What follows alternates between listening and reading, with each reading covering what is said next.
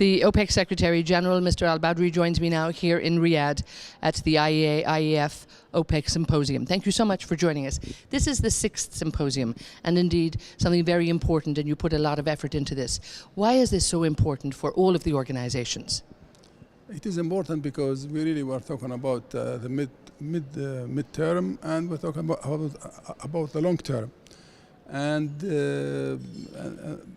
So we can see where we are heading, what's gonna happen to supply, what's gonna happen to demand, what's gonna happen to investment, and this is very important for our member countries. But I am very glad this time that it's a far cry from the first and the second meeting way back.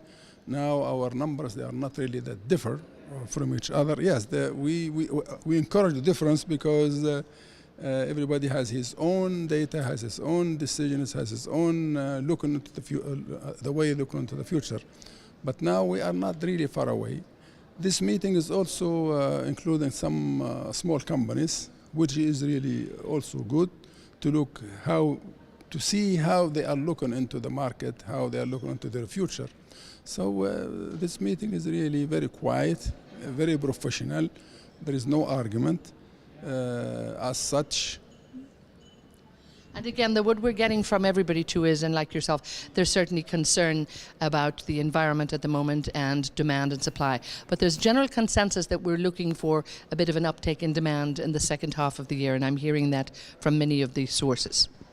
We really don't know. Now, for OPEC, we are forecasting that demand will increase by 1.3 million barrels a day, and we see that non-OPEC supply is declining by about 700,000 barrels a day, and the we may say the core in OPEC is about 31.6.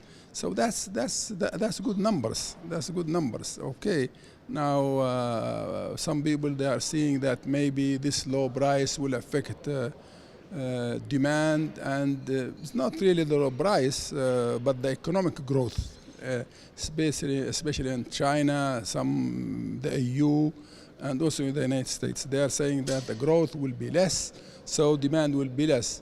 But we have to wait and see, not now, maybe in the next few months. But I am expecting that maybe demand will be increased instead of decline. Now, you've always been concerned about the investment in the industry, and many of the OPEC countries, the OPEC members are still investing and still going ahead with projects. But an awful lot of money has come off the investment environment. A lot of the companies cut back in investment. Do you hope that that might pick up in the next year or so? As long as this situation persists still the same, right now, a lot of reports, they're saying about $380 billion, either deferred or cancelled projects in the downstream. I'm sure some of our member countries also, they cut because the price is really very low. But yes, there is a cut in investment. I'm sure there will be less supply into the future. Now, you've had some good dialogue, and this dialogue, the IEF, IEA, the OPEC Symposium, this is part of that ongoing dialogue. But you've also been busy talking with India, with China. It's part of OPEC's strategy and policy to really keep an open dialogue with everybody in the industry. And how are you finding that? People are also welcoming that. This dialogue today is a very good example. I know that we were not able to even sit with the IEA. Now we sit with them. Now we compare our numbers. Now we are friends. Now we talk to each other. Now, as if we are the same organization.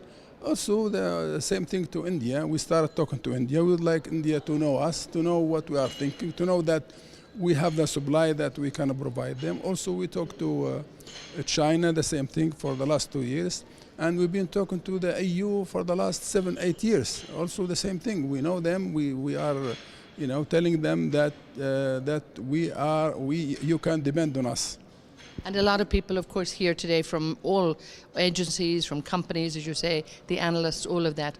So has the role of the IEF strengthened and helped your dialogue with many other people as well? Yeah, IEF is a good institution now. It is there, but I think we need to take care of it. I think maybe we should really give more power to IEF